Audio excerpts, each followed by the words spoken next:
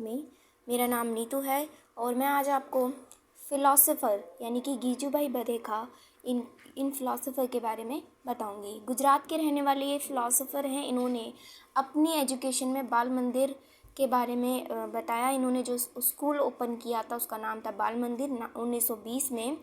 Pre primary education की इन्होंने बात की है। किसकी बात की है? प्री प्राइमरी एजुकेशन की। 3 ईयर के बच्चों के लिए ये स्कूल ओपन किए गए थे। गीजूभाई बधेख ने बहुत सारी किताबें लिखी, यानी कि 15 ओरिजिनल किताबें लिखी जिनमें इन्होंने पेरेंट्स, गार्जियन, स्टूडेंट्स के बारे में बताया गया है। दिव्य सपना एक किताब इन्होंने लिखी। गुजरात में बच्चों को फोर्सफुली स्कूल ना भेजा जाए, एक ऐसा स्कूल का वातावरण होना चाहिए। इन्होंने इस बारे में बताया। बच्चे को किसी भी छड़ी या फिर किसी लकड़ी के डर से अपनी खुशी से आए, ऐसी चीज़ें हमें करनी चाहिए। बच्चे को किसी के भी डर से स्कूल ना भेजा जाए, वो अपनी खुशी से आए, ऐसी एजुकेशन पॉलिसी को हमें अपनाना चाहिए। इन्होंने चाइल्ड सेंटर को फोकस कर रहा है अपनी एजुकेशन में, यानी कि बच्चा ही महत्वपूर्ण है, बच्चा ही पूरा सेंटर्ड है हमारी एजुकेशन का। जब तक बच्चा नहीं सीखेगा तो तब तक ऐसी एजुकेशन का कोई भी इम्पोर्टेंस रोल नहीं रह पाएगा। ठीक है, नेक्स्ट है हमारा इनकी एजुकेशन फ़िलॉसफ़ी, यानी कि इन्होंने क्या शिक्षा दी थी बच्चों के लिए। ठीक है, बालक की प्रसन्नता और आनंद में ही स्वर्ग की प्राप्ति है, यानी कि जब तक बच्चा प्रसन्न नहीं होगा, जब तक बच्चा आनंद में नहीं होगा, तब तक किसी भी स्वर्ग की प्राप्ति नहीं हो सकती। यानी कि जब वो खुद ही उस चीज़ से परेशान है तो वो उस चीज़ को खुद करेगा भी नहीं। इसीलिए उसके अंदर खुद का इंटरेस्ट होना बहुत ज़रूरी है, प्रसन्नता होनी ज़रूरी है, आनंद होना, किसी भी काम को करने के लिए हमें रुचि बहुत ज़रूरी है।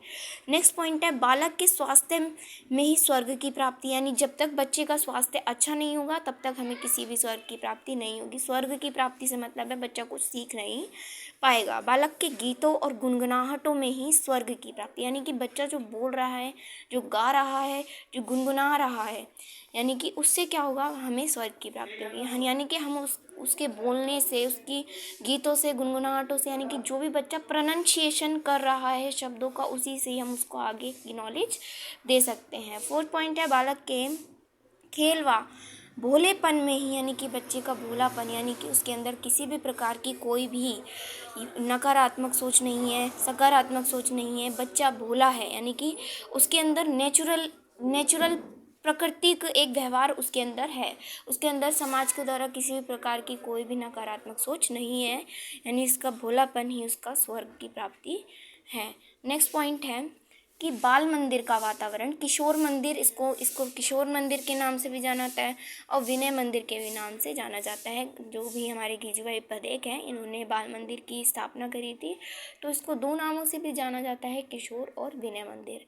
नेक्स्ट है बालक व्यक्तिकता से संबंधित है, यानी कि बच्चे की पर्सनल अटेंशन, जब बच्चा खुद कार्य करेगा, बच्चे को उनके अनुसार काम देना, यानी कि बच्चे को एक पर्सनल अटेंशन देना, बच्चे को खुद के रुचि के अनुसार उसको उसके कार्य में लगाना।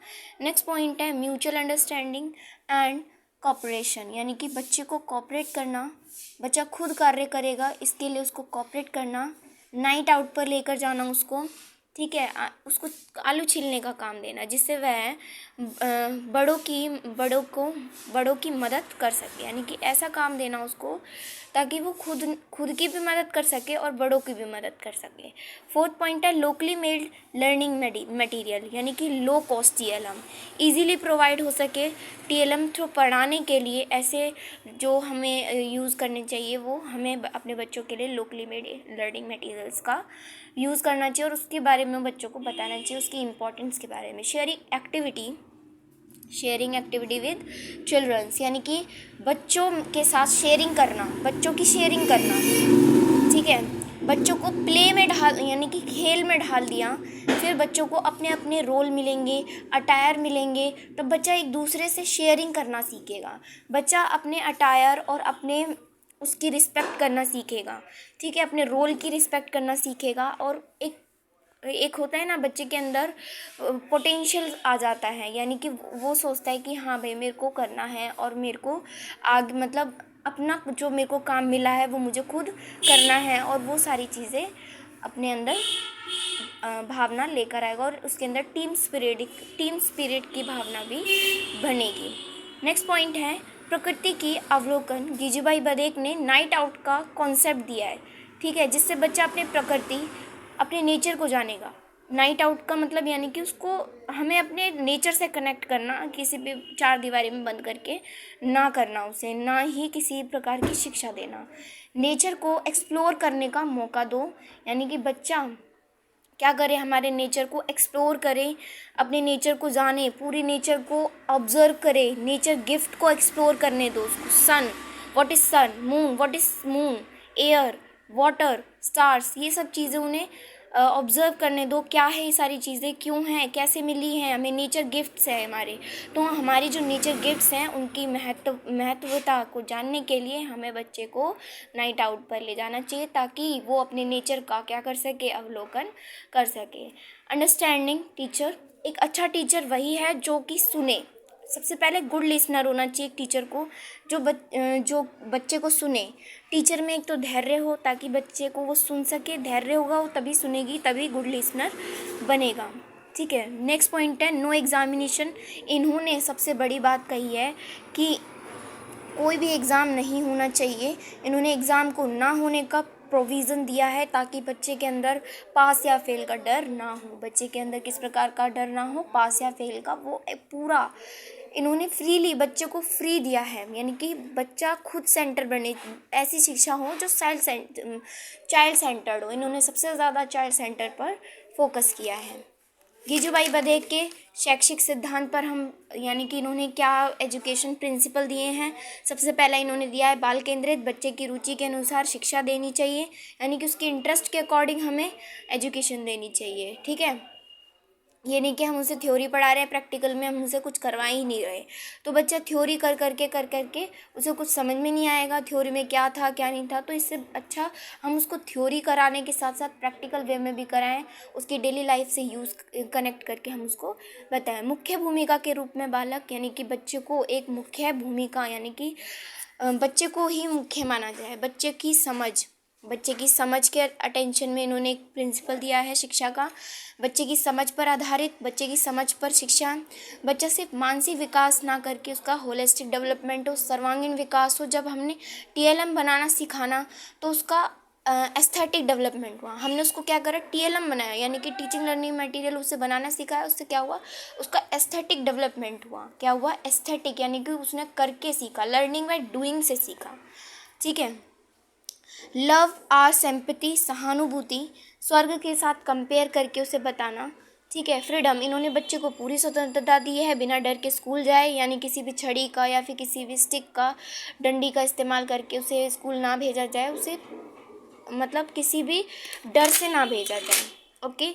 चाइल्ड पार्टिसिपेशन, बालक की भागीदारी, बच्चे की भागीदारी होना बहुत ज़रूरी है, ठीक है। बच्चे की भागीदारी होना बहुत ज़रूरी है।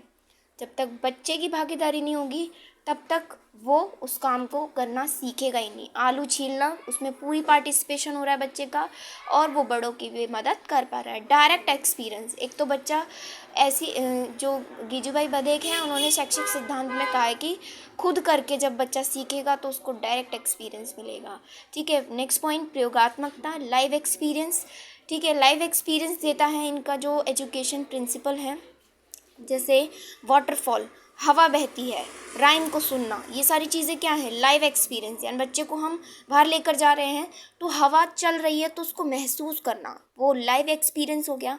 यानी कि किस प्रकार से हवा बह रही है, हवा जब बहती है तो पत्तों की जो झंझनाहट है उसमें क्या राइमिंग हमने उसको बच्चे को बताई। तो वो सारी चीज़ें हमारे गीजूभाई बधेक ने अपने प्रिंसिपल्स में दी है।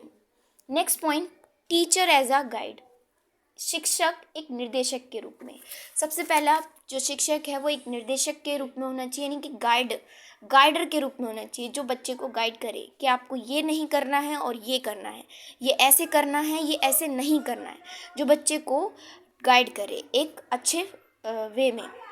अब आते हैं हम गीजूभाई बधेक के मेथड ऑफ टीचिंग में, यानी कि जो गीजूभाई बधेक है उन्होंने क्या क्या मेथड्स दिए हैं। सबसे पहला प्ले वे मेथड, यानी कि बच्चे को प्ले वे मेथड से यानी कि खेल खेल में सिखाना। प्रैक्टिकल मेथड यानी कि बच्चे को थ्योरेटिकल के साथ उस चीज़ को हम करके भी दिखाएं तो ज़्यादा ही अच्छा हमारा जो टीचिंग होगा वो अच्छा रहेगा। नेक्स्ट है डेमोन्स्ट्रेशन मेथड, यानी कि हम बच्चे को करके दिखा रहे हैं। शेयरिंग हो गई, म्यूचुअल अंडरस्टैंडिंग हो गई। तो इसमें हम बच्चे को क्या कर रहे हैं, डेमो दे रहे हैं। इन्होंने पठन शिक्षा लेखन से पहले होनी चाहिए कहा है। जो हमारे गीजू भाई बदेख हैं, इन्होंने कहा है कि हमारी जो पठन शिक्षा है वो लेखन से पहले होनी चाहिए, इनकी पढ़ना पहले होना चाहिए, लिखना बाद में। जब बच्चा पढ़ना सीखेगा तभी तो लिखेगा, तो इन्होंने ये चीज़ हमें बताई है। डिक्टेशन से पहले सुनने को मेन कहा है, यानी कि जब बच्चा सुनेगा तभी तो डिक्टेट करेगा, यानी कि डिक्टेशन क्या होती है, जब हम कोई चीज़ बोलते हैं और उसको सुन करके हमें लिखना होता है। तो इसमें इन्होंने कहा है डिक्टेशन से पहले सुनने को पावर देना। ठीक है, ड्राइंग इन्होंने दी है, जिससे बच्चे का क्या होगा, एस्थेटिक डेवलपमेंट होगा और होलिस्टिक डेवलपमेंट भी होगा, आई एंड हैंड कोऑर्डिनेशन भी होगा। नेक्स्ट है पोइट्री, लोकगीत में होनी चाहिए पोयम और पोइट्री। अपनी भाषा में बच्चा जल्दी सीखता है। ठीक है, पोइट्री होनी चाहिए। पोइट्री से क्या होगा, बच्चे को जब हम पोइट्री से, वो अपनी भाषा में उसे बोलता है, उसे राइम के थ्रू उसे गाता है, तो जब वो गाएगा, उसको सोचेगा, उसको महसूस करेगा, तो बच्चा जल्दी सीखेगा। फिर उन्होंने दिया है ज्योग्राफी ग्लोब द्वारा ज्योग्राफी को समझाना सभी कॉन्सेप्ट को क्लियर करता है। जो ग्लोब है, हम ज्योग्राफी में बहुत सारे अपने अर्थ के बारे में बताते हैं कि कहाँ पर हमारे वे ऑफ बंगाल है, कहाँ पर क्या है। तो इस प्रकार से हम बताते हैं बच्चों को कि कहाँ पर हमें बड़े प्रकार के पेड़ पाए जाते हैं, कहाँ पर छोटे, कहाँ पर पानी पाया जाता है, कहाँ पर कम पानी पाया जाता है, कहाँ का वेदर कैसा है। तो ये सारी चीज़ें हम अपनी ज्योग्राफी में बताते हैं।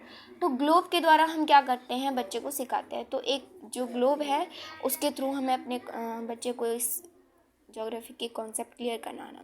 नेक्स्ट पॉइंट है फील्ड ट्रिप, बच्चे को फील्ड पर ले जाना। यानी कि बच्चे को जब हम कोई चीज़ हम चार दीवारी में बैठा करके पढ़ाते हैं तो वो बच्चे को जल्दी से क्लियर नहीं होता है। हम उसको बाहर लेकर जाते हैं, फील्ड ट्रिप कराते हैं, तो उससे क्या होगा, बच्चे को हम एक्टिव यानी कि लाइव ये वही वाला पॉइंट आ जाएगा कि हम बच्चे को क्या कर रहे हैं, लाइव दिखा रहे हैं। ठीक है, जब बच्चा लाइव देखेगा तो वो एक तो सेल्फ एक्सपीरियंस होगा, लाइव एक्सपीरियंस होगा। ठीक है, तो ये था आज का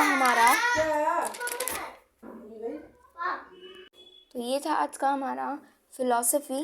ठीक है, तो आगे की जो हमारी फिलॉसफर हैं उनकी फ़िलासफ़ी के बारे में हम आगे पढ़ेंगे आगे की वीडियो में। और मेरे चैनल को सब्सक्राइब करें, लाइक करें और शेयर करें। Thank you.